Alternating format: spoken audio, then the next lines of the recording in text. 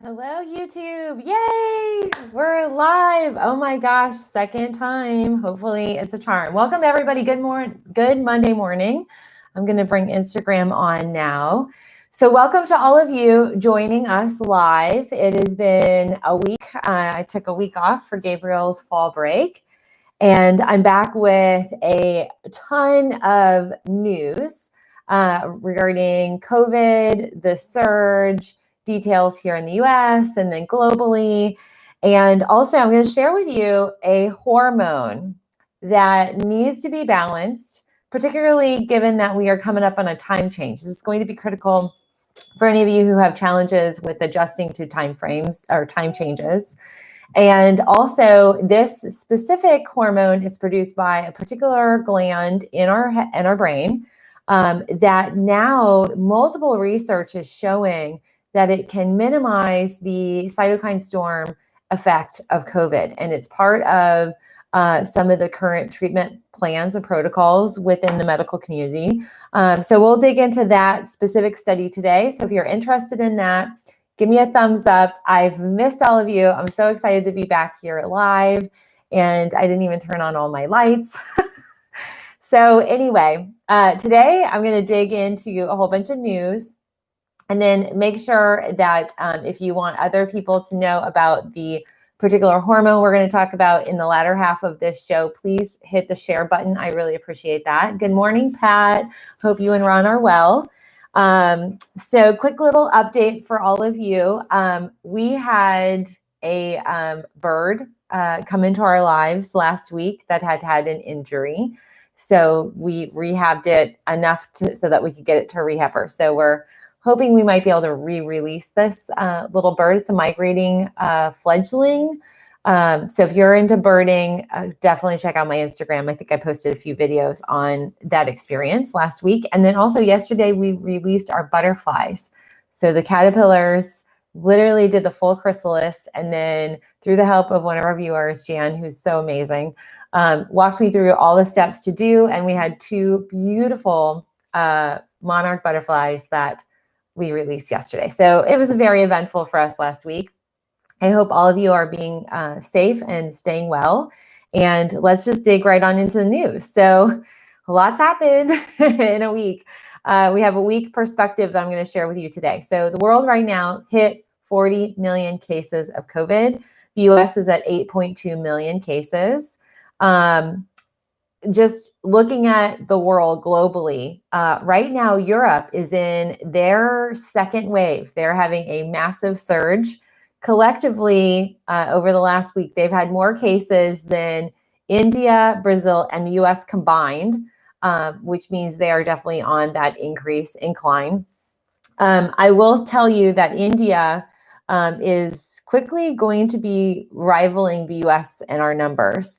They're at 7.55 million. Brazil's at 5.2. Russia's at 1.4 million, although Russia last week added 100,000 new positive cases to their list.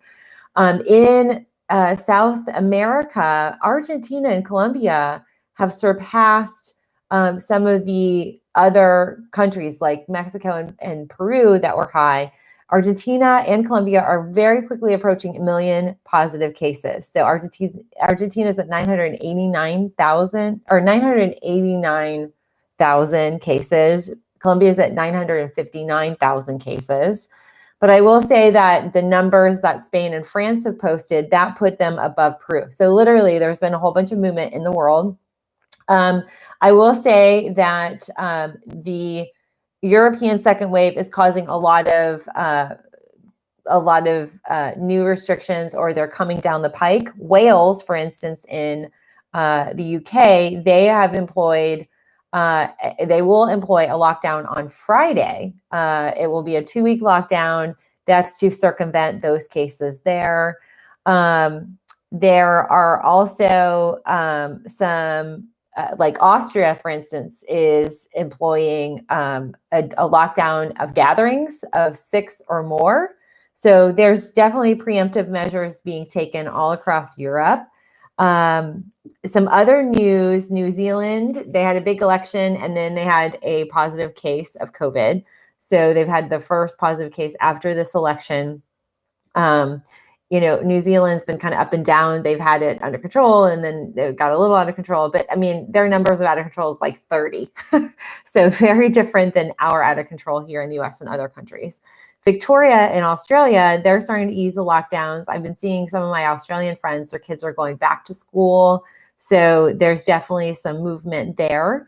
But let's talk about the US. So, just before we go there, on Friday alone, the total world numbers was over 400,000 new positive cases on Friday. So Friday hit a record in terms of the quantity of positive cases in a day across the world. So we're definitely in a surge mode, second wave for some places. Here in the US, we just keep going up. It just kind of goes on this like roller coaster ride up, but we are on a surge.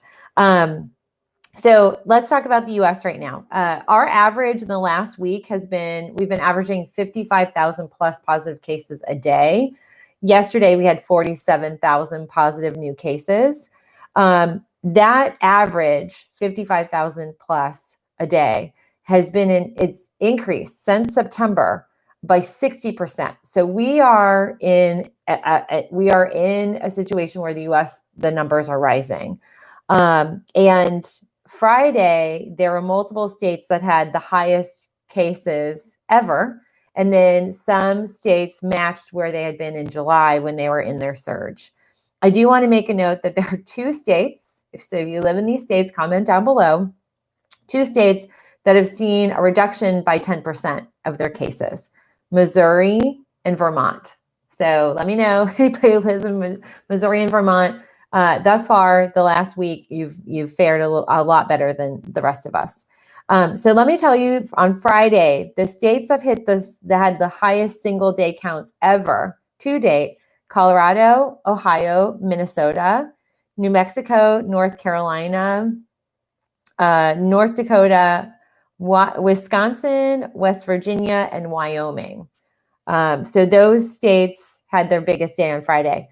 Now, the states that week over week have had a 50% plus increase: Florida and Connecticut.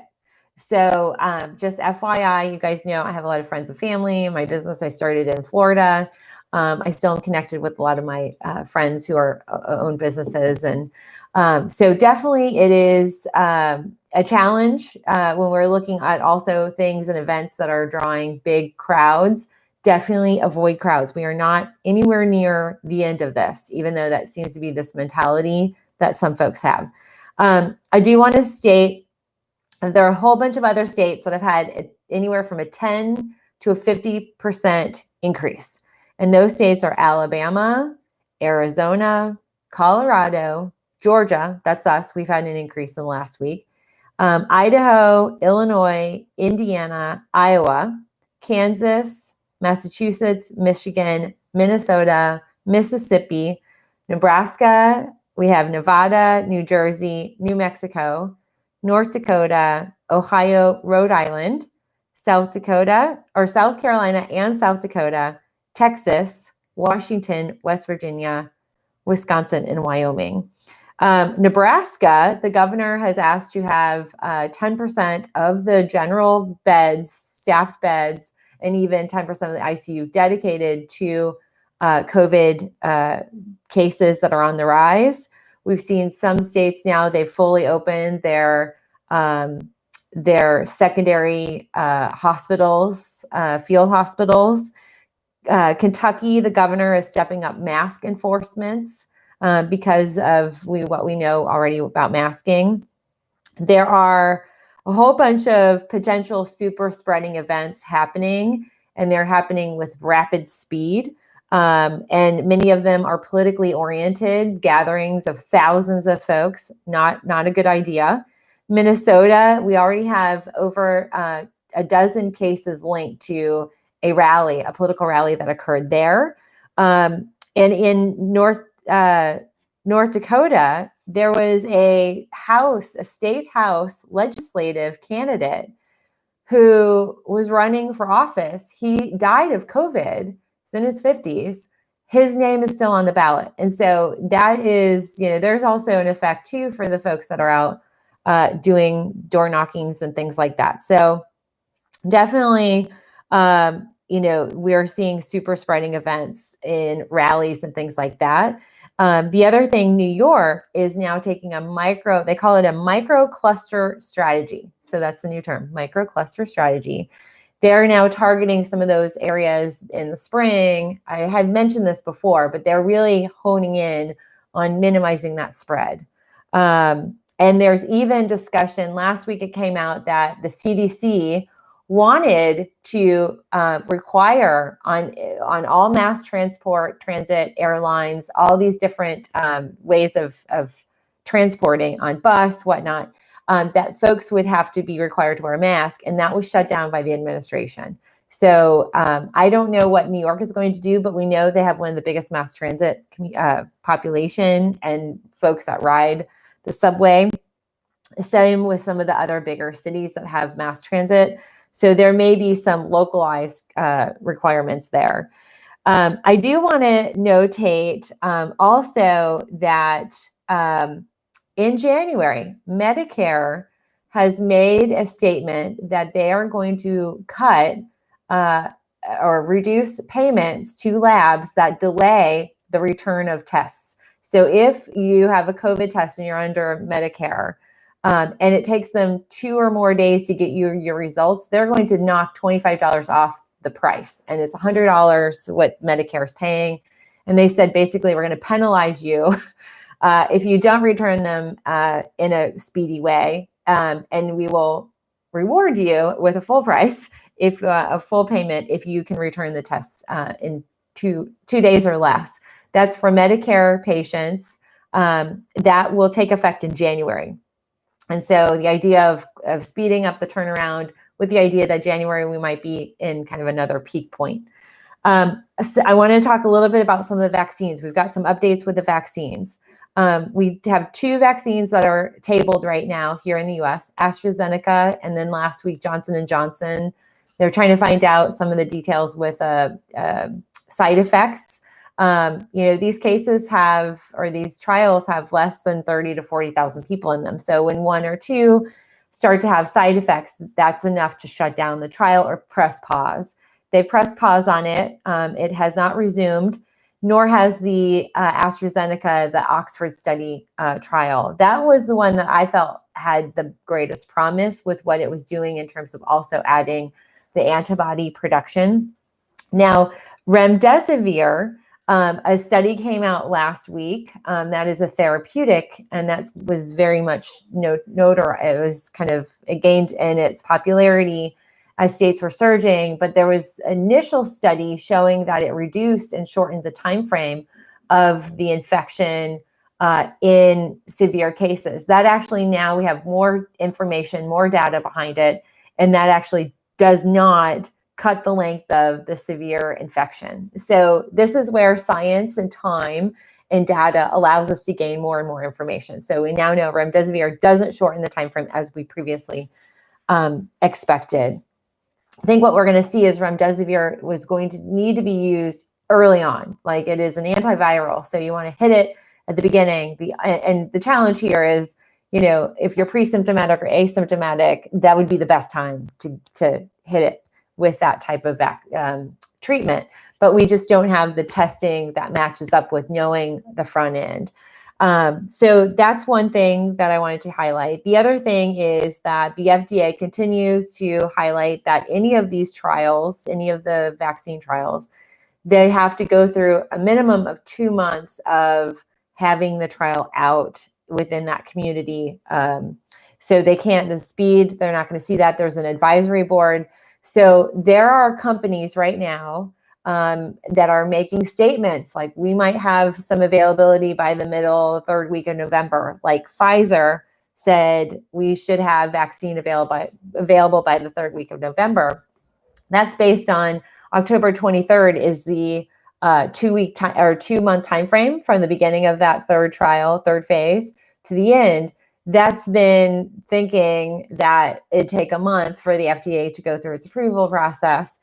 Whether that actually shakes out, who knows? But they're making these statements, I think, partially because they're trying to, encourage stock prices and all that stuff. But, we just have to really keep in mind that a lot can happen between now and the 23rd, and that could be on pause. And, the Oxford study has been on pause now, I think, for over 3.5 weeks. Some other news, little tidbits about things that are happening with COVID. The USS Theodore is back in the news with COVID cases. You might recall we spoke about them in the spring. They had a massive quantity of naval carrier soldiers. I don't know what they call them, but seamen, I think, who were, gosh, I hope that doesn't cause YouTube to hit me with a warning.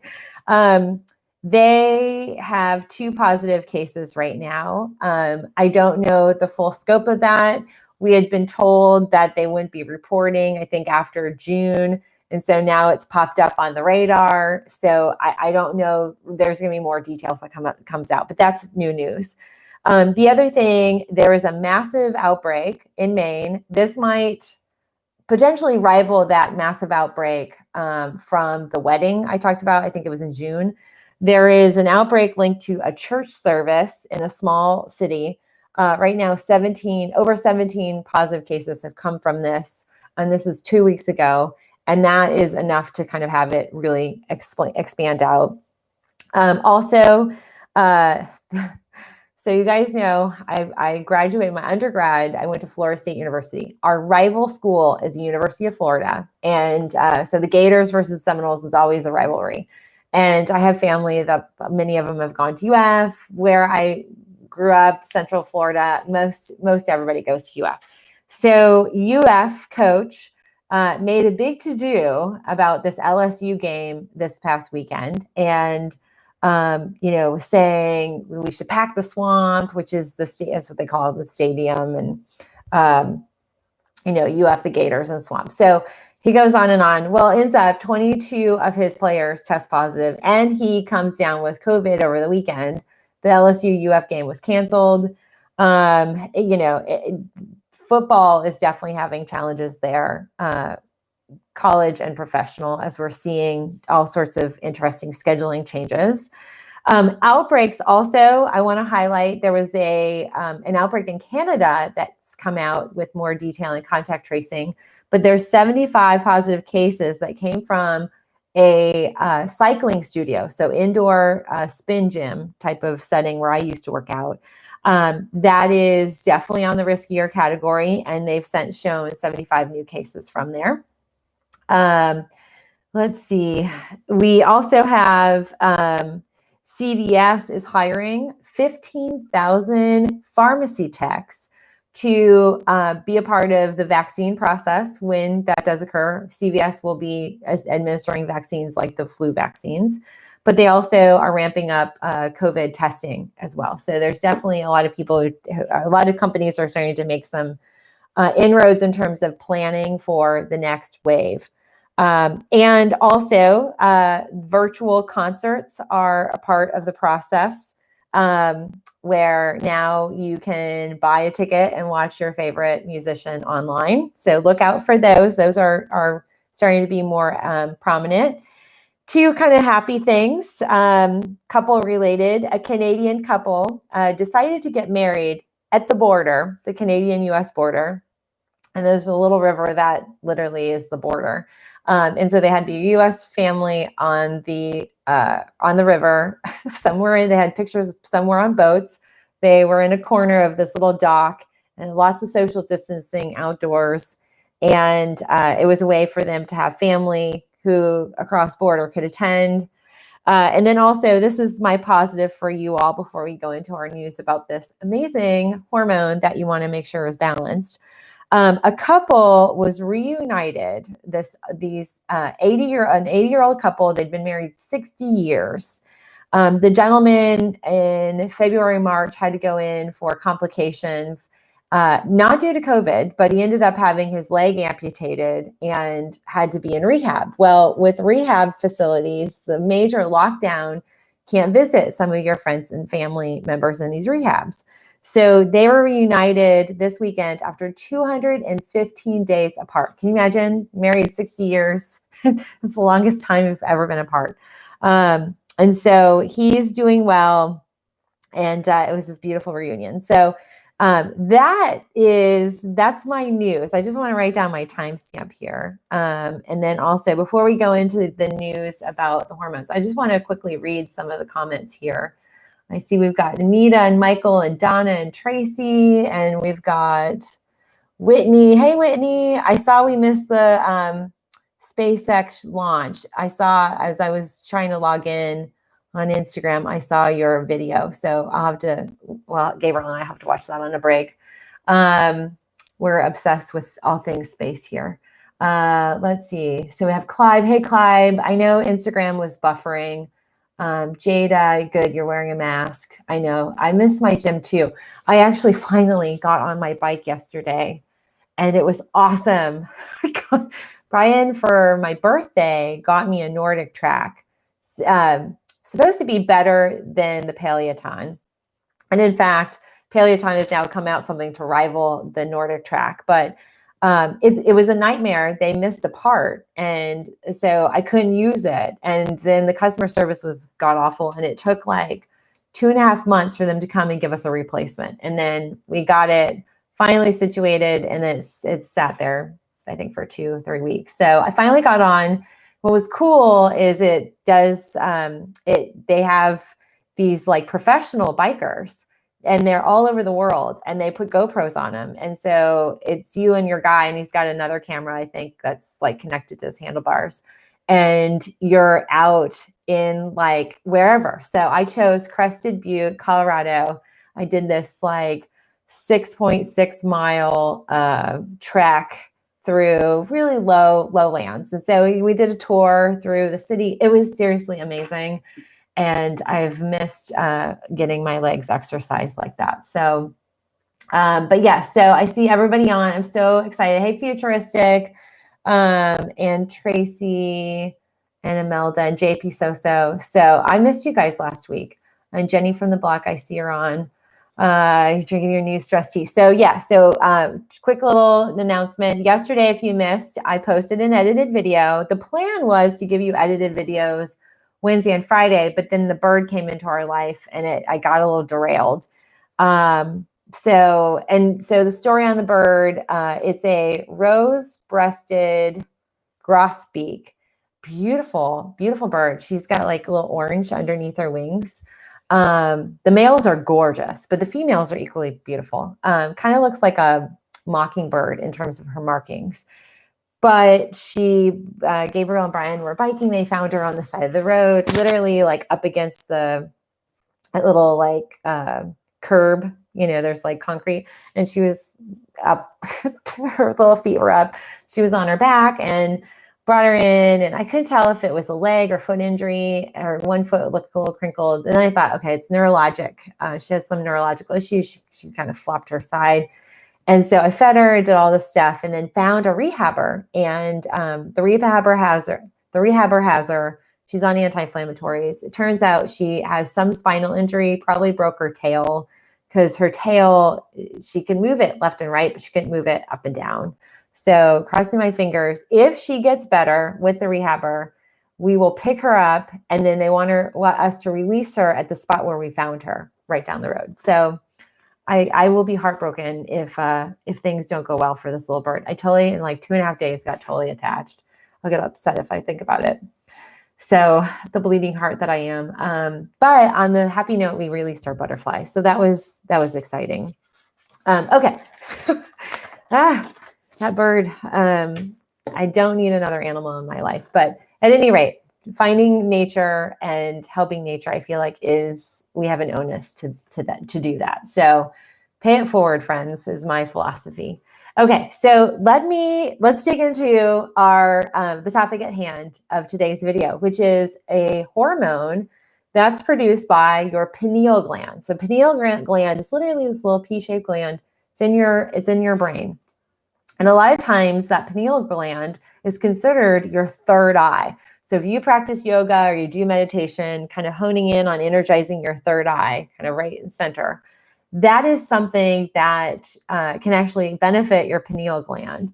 And it's not uncommon for people to have calcified pineal glands, dysfunctional pineal glands. At the age of 50, we start to see a decline in our pineal gland function, which could very well be something that we see pair up with the nature of COVID affecting and having greater severity in our population 50 plus.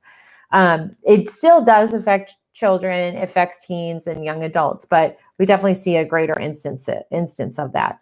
So there have been a multitude of studies. I've highlighted them, but I've never really highlighted them in this specific way. And I want to do this because I feel like with the time change around the corner, this is also relative to helping you keep your circadian rhythm balance in kind of a level form. The other thing, I've been getting more interviews with blogs and news media about how do you keep your circadian rhythm and your sleep cycle balanced. And that's all what I do with the adrenal glands. So this has a lot to do with that too. And I thought this would be appropriate.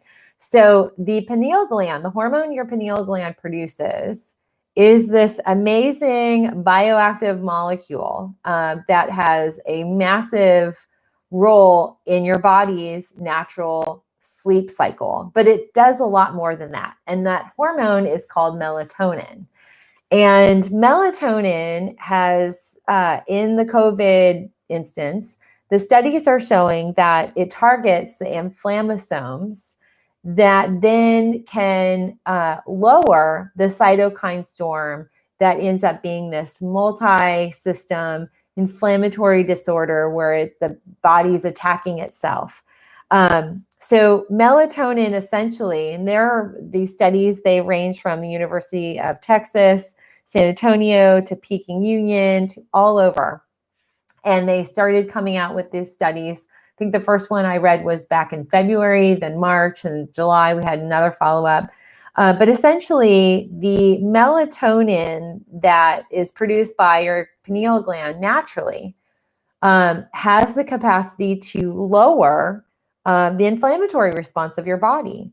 And most importantly, it reduces the vessel permeability of a virus or a bacteria. So that's really critical when we think about, okay, permeability, it is almost like a shield.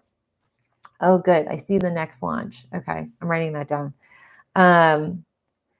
So the big thing here is that your pineal gland, there are a lot of things you can do. You can do exercises like Qigong and yoga, meditation, open up that third eye. But you can also take supplementation of melatonin. And it's really inexpensive. So I have 40 or 50 different types of melatonin. I have different delivery methods. I have capsules dissolvable under your tongue. I've got ones you can swallow. I've got liposomal delivery.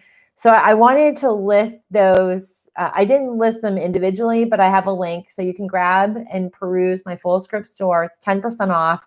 Literally 60 caps is about $6. So it's not that overly expensive to add into your plan. But let me tell you what they're using it for. Traditionally, melatonin can treat jet lag, sleeplessness or insomnia. Within children, it's used when they have sleep imbalances. It can regulate your body temperature. It can regulate your blood pressure. It is also linked to reducing delirium, as well as minimizing arteriosclerosis. And it has a direct impact on viral infections and respiratory infections. So that's where that kind of started, that research. They know a lot about the viral barrier that this provides. And the research specifically looks at pneumonia, acute lung injury, and acute respiratory distress. So here's where it can play into your lives. If you haven't had COVID, it can very well be part of that preventative type of protocol. Again, we don't have a lot of data on prevention. We do know the data specifically on this reduces the cytokine storm. So I have to put that caveat. There's no cure for COVID, okay? But we do have some therapeutics, and they are calling this an adjunct COVID treatment. And that is the term that is coming out of these studies. It is an anti-inflammatory, and it's an immune modulator. And so anti-inflammatories and immune modulators are going to be critical to have in your system. And when we look at pneumonia or even like bronchitis, so for many of you who suffer from asthma, and there's, asthma can have bronchial scarring, you can have, respiratory distress. Melatonin might be something to add with that. We also might see folks that have radiation. I think I got an email yesterday from a viewer who has had breast cancer, double mastectomy, radiation, complications that have resulted in lymphedema. And she's watched a ton of my videos yesterday and emailed me with a lot of questions. And that type of candidate would be a really great candidate for melatonin, because when our lungs are radiated, and there's no way to work around breast radiation or even like pancreatic, and you can't really see, but like pancreatic related, liver related radiation, any of that radiation, it travels past the tissue and gets into the lungs. So we can have lung damage. You can have COPD. You can have just weakened lung process, maybe from other bouts of pneumonia. So those candidates, if you fall in that category, this would be a very good adjunct to add into your mix of your vitamin D and all the other things that I list in my checklist. So if you guys haven't checked out my COVID checklist, it's free. I started this, I think I put it together in January. I've got an update coming, but make sure you download the free link down below in the description box, because those folks that are in on that download will get access to the next download super fast. So do check that out. But I also want to highlight some of the other things that melatonin is proving to be beneficial for. And it can help minimize the sedation use. And when we look at sedation with the oxygen utilization, melatonin does help kind of minimize that reactivity to it. So for folks that deal with anxiety, melatonin can reduce anxiety. And so if you have inflammatory disorders, melatonin is not a bad idea to add into your mix. And there are a lot of different ways to add this in. So I'm going to share with you how I consume melatonin, because I actually, for my situation and kind of my level of stress this season, I have found that my sleep cycle is getting imbalanced, and that is stress creeping up in my life. I will utilize the REM sleep. So this, oops, I think I have that upside down. REM sleep. So this is the Healthy Cell. It's really hard to see. The Healthy Cell gel pack. And my light's really bad for YouTube, but it's a gel pack, and it has a whole bunch of other things. And it's meant to help you, help aid with your sleep cycle. So the melatonin dosage in this is 0.75 milligrams. Now, some of the products that I have in my store, if I look over here on my Full Script store, like the melatonin 3 milligram pure encapsulations is one of the least expensive ones. That's I think that bottle is like $12, and that's a 2-month supply, and it has 60 capsules in it. So the melatonin, that's 3 milligrams. That's on the higher end. You may want to look at starting with like 1 milligram or 2 milligrams. It kind of depends on how imbalanced you feel. But REM sleep is what I've been using. It's just a little hit of melatonin. But then it has all these other, it has adaptogens, it has elements in it, compounds that help balance sleep, balances the brain process that might be going. But melatonin overall has been proven in these clinical studies to be very helpful with that cytokine storm reaction. So when we start to see folks have massive blood clotting, they might stroke, have a stroke, they might start to have some of the topical, you start to see on the skin bruising. And I know that there have been folks in the news that have had this, and we've even seen like really heavy makeup being used to cover up, COVID eye, if there's a pink eye, that's related to an inflammatory response. So that overall melatonin, I think, would be something that's helpful.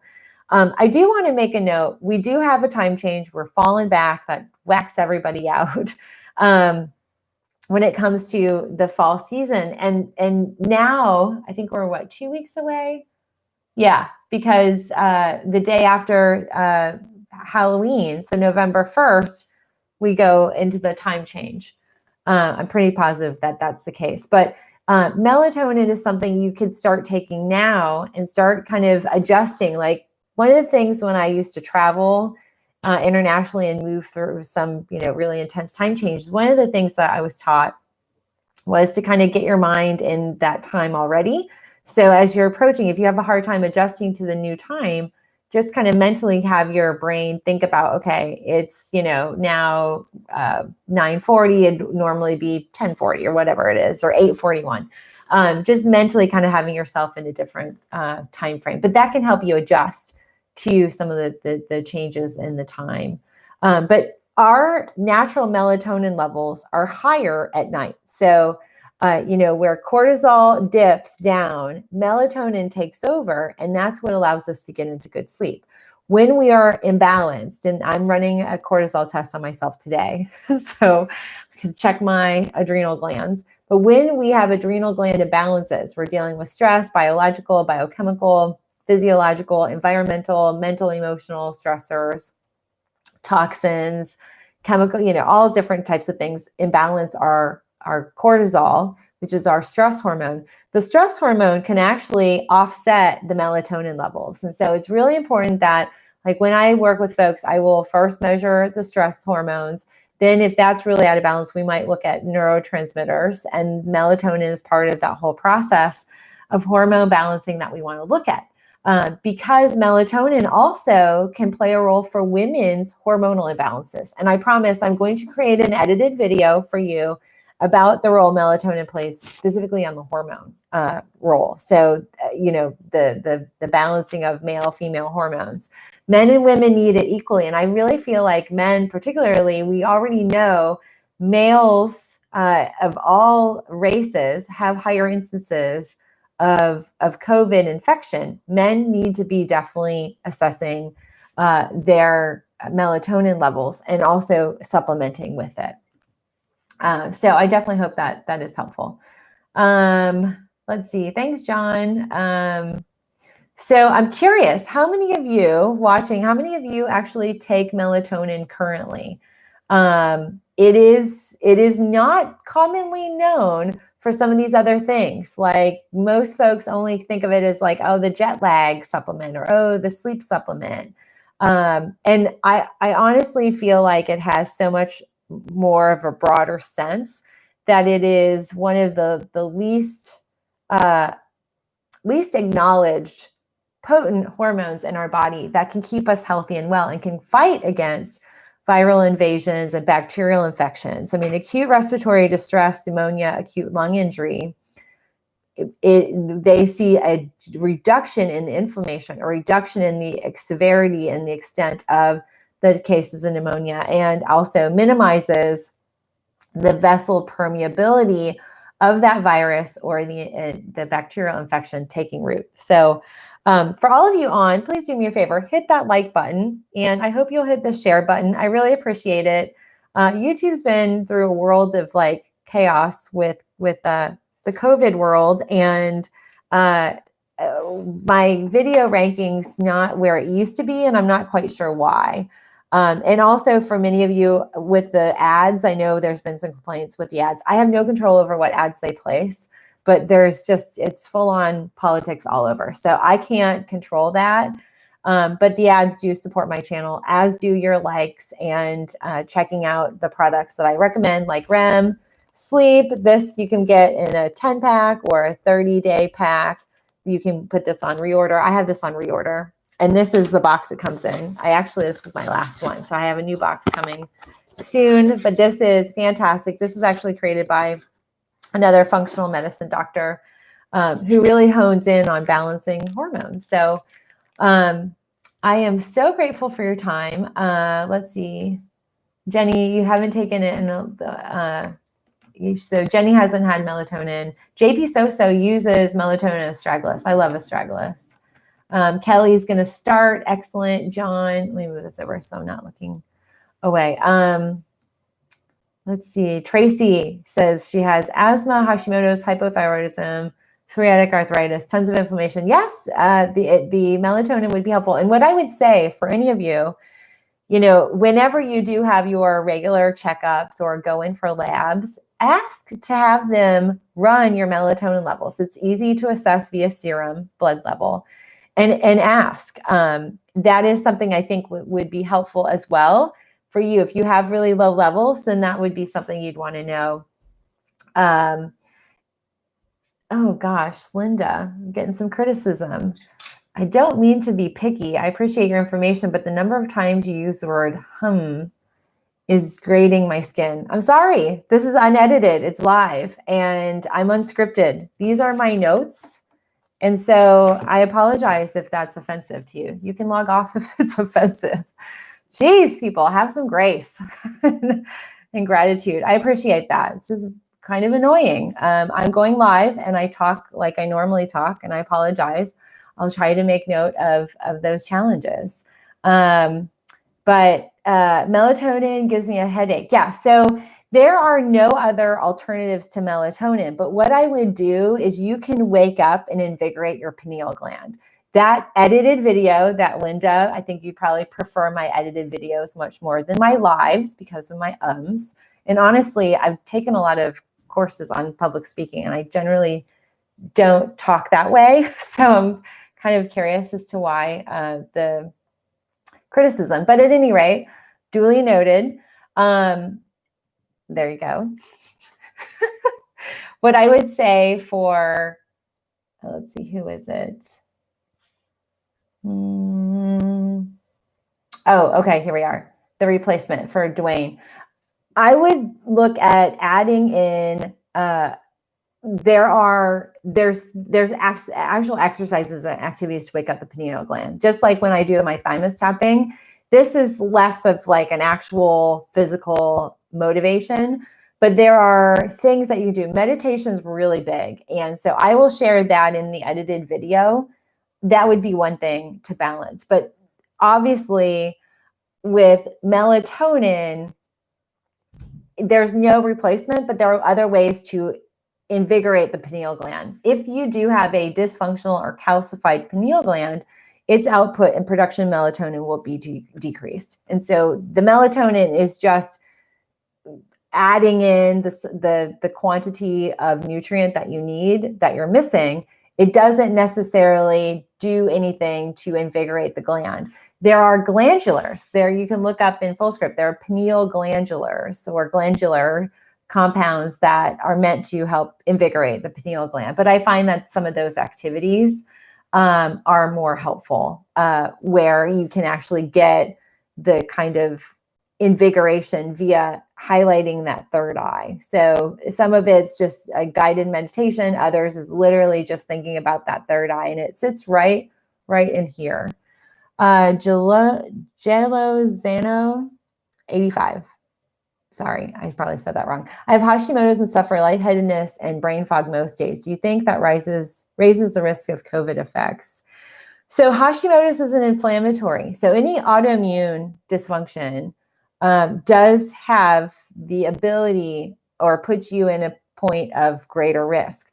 Now, the studies, and I've got a whole box of studies. The studies did look at the folks that were hospitalized, the different conditions that they also had. So the underlying health conditions. There were thyroid conditions in there. They weren't nearly as overwhelming as the heart-related inflammatory issues or whatnot. So it depends on how extensive is Hashimoto's and what are some of the secondary or what we say tertiary symptoms or conditions from Hashimoto's. But overall, if you are dealing with any type of inflammatory state, the most critical thing you can do is to lower the inflammation levels. And I have a whole protocol for Hashimoto's as well as other related thyroid conditions, hyper, hypo, general, and sometimes if you fall into the Hashimoto's category. Some folks don't always know, and so I will say, you can resolve Hashimoto's. Diet tends to be the easiest and most impactful way, but overall, lowering inflammation is critical. Let's see, her HMR, melatonin 3 mil, give me bad thoughts throughout the day and bad dreams. So this is the one thing. There are conditions or situations where melatonin is not your best option. I don't do well with it. And I don't know if it's just because it is something that doesn't work well with my body. It might be a detox issue. I don't know. But I do use this in a small form. I respond better in the sleep world, sleep cycle, to the tea that I recommended yesterday. So by the way, definitely watch that tea. So let's see. I've seen comments.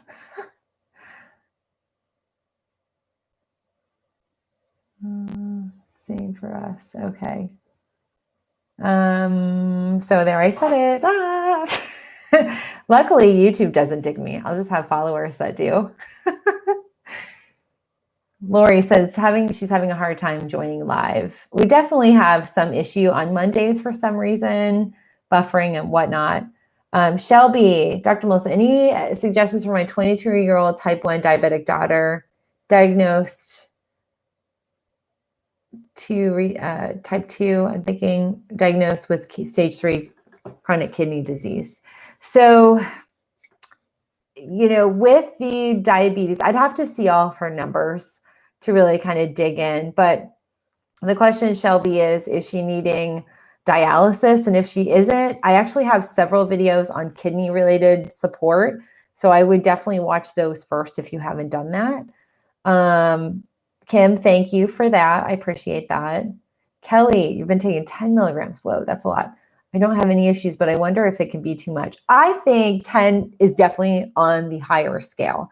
You can overdo it on the melatonin. What I would do is I would take a detox week and then reintroduce at a much smaller dosage. 10 milligrams definitely is a lot. Generally, you're going to find, like with the capsules that I recommended that we sell in Fullscript, it's 3 milligrams.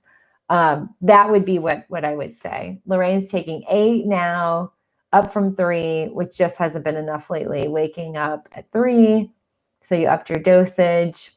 So one of the things too is melatonin is not just it is, again, with the circadian rhythm balance, melatonin is not the end all be all solution for sleep. So melatonin will not offset if there's cortisol imbalances. So Lorraine, my recommendation would be to actually employ a cortisol saliva test, because you might have cortisol imbalances and your melatonin is fine, but the cortisol can cause you to wake up, especially 1 to 3. That's also a liver time. And so 1 to 3, when you're waking up and you're feeling wide awake, and maybe you run to the restroom and go back to sleep or try to get back to sleep, that is indicative of a cortisol hormone. So melatonin is a hormone, cortisol hormones also another factor.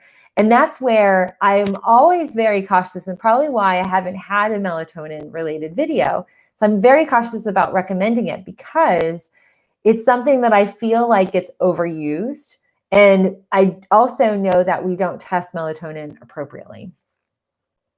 Let's see, Melinda, looking for pineal gland info. What category would I find it in?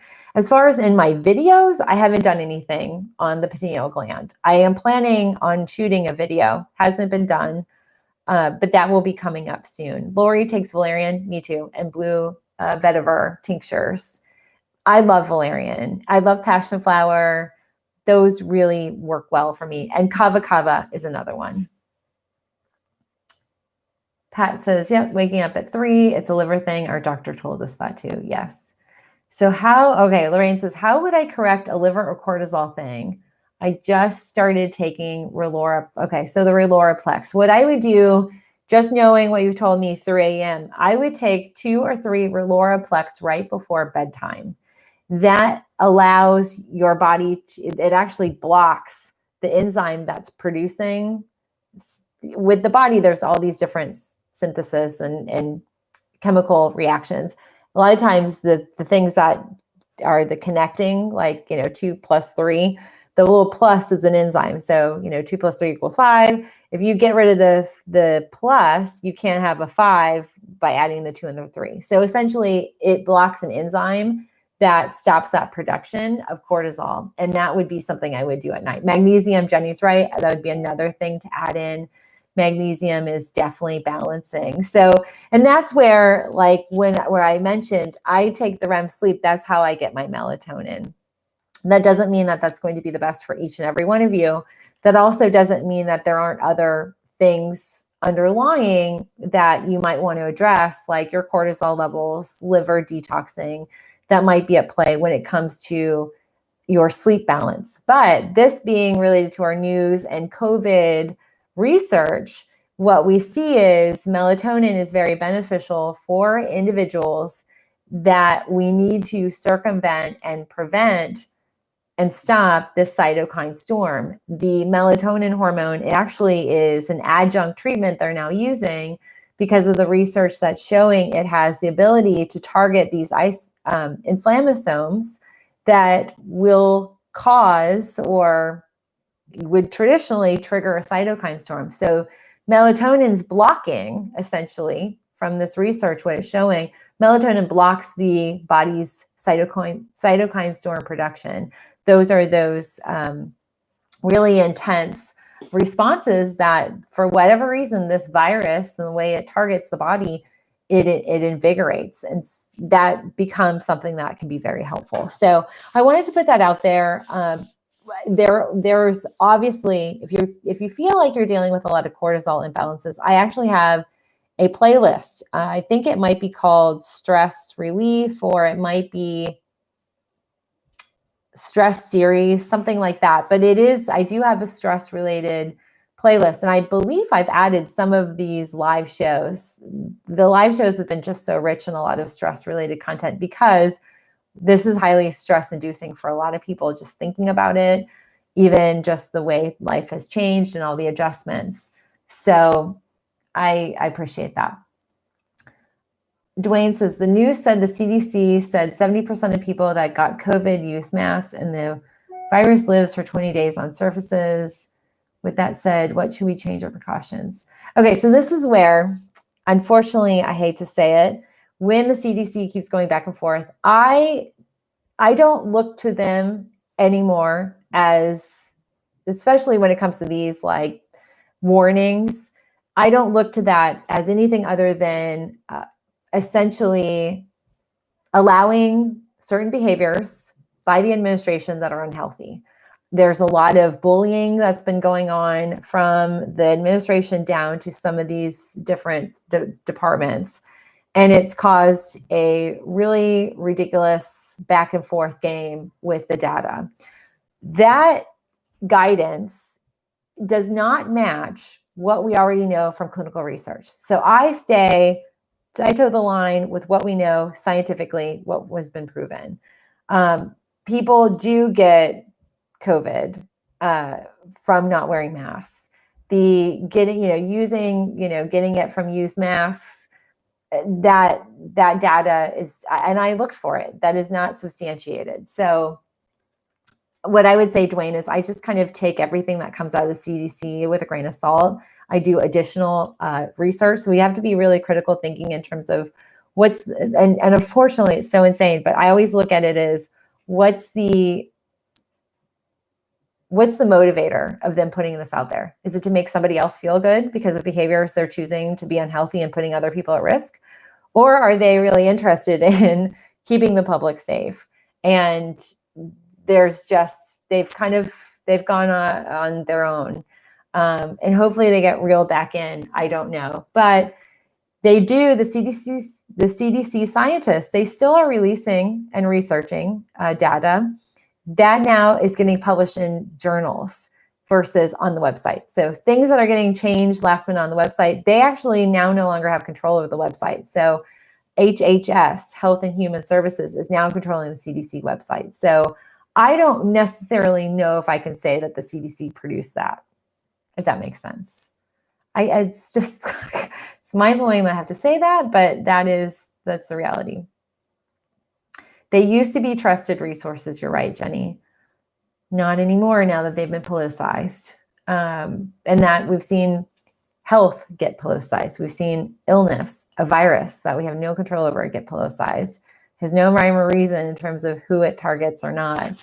But we just have to, what I want, my takeaway, and I'll finalize this because I actually have to get back up there with Gabriel. My takeaway for all of you is to just know keep doing what you're doing. I know we're getting the fatigue of not doing things and the fatigue of wearing masks and the frustration that things aren't over. And just know you're doing the right things. Protect yourself, protect your families, keep a social distance, limit the contact you have, do as much outdoors as you can. I know with the weather, it's going to be changing. We actually are having discussion about what does Thanksgiving look like. I'm grateful. One of my, I think my Amazon Prime Day finds, 2 years ago, I got this huge space heat or this huge heating unit that you can do you do outdoors. Well, you see a lot of restaurants that have that.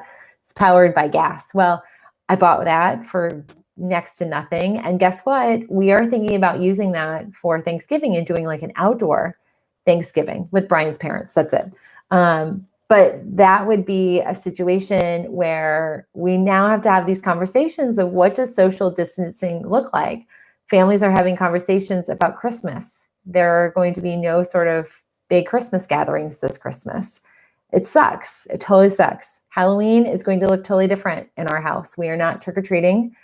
We are going to treat. It's going to be this new theme, but we all have to be really cognizant of it. And we're on the incline. And so you have to stay the course. We're in it. I've been saying it's a long game.